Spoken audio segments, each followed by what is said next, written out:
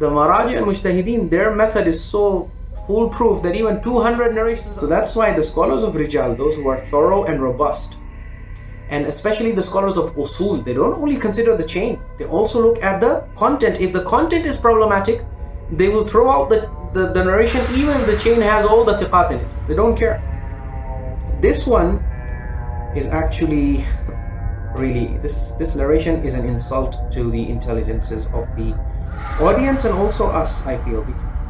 Yeah, so show us the time machine that you used to travel back to the time of Rasulullah, then maybe we can accept. Otherwise, this is a completely unfounded narration that no self-respecting scholar of Rijal worth his salt would be willing to accept. So Baba, what the scholars of Rijal will tell you is that if you are going to approach with this mentality, that means you've been living in a cave. You're completely shut out from the best cutting-edge researches that are coming out in the field of Rijal and Hadith. It is not sufficient. This methodology might work on the street, that you take your phone and you start do a simple Google search and you start quoting man mata, and alhamdulillah, we've proved aqidah. We have proved beyond all reasonable doubt that this is a core requirement for salvation, and that anyone who does not have hidayah of jahiliyyah, the ghulu, you will realize what the ghulat were specialists in. The ghulat, what they used to do is that they used to look at narrations that are in wide circulation among the Muslims. They used to take those narrations and they used to add and interpolate their wordings into it. And then after completing the interpolation, they would then circulate it among the Shia. And we are attributing it to the Imams. So what they did was they took this narration about giving bay'ah to the caliph, the political leader of the time.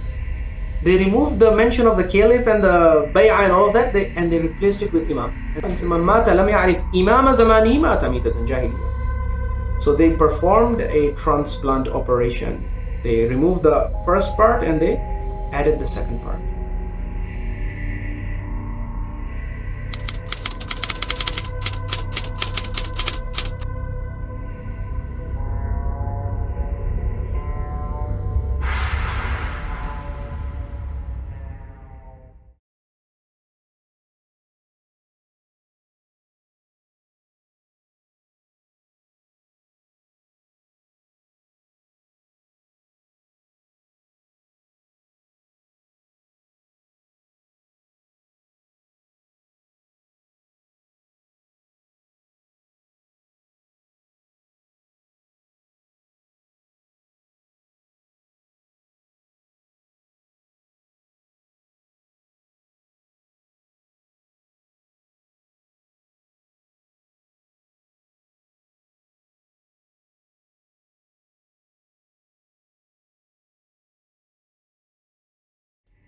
So the question is, what is going on here?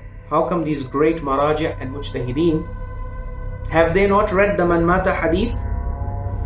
Have they not gone through Al-Kafi and Kamal ad-Din and all these other books that the speaker was quoting? Are they not familiar with these narrations?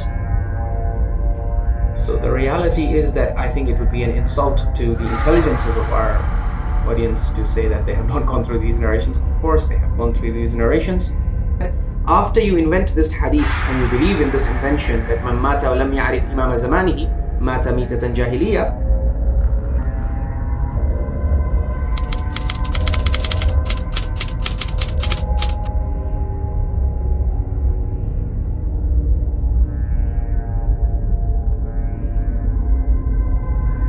you can fool your own public who is already biased towards you.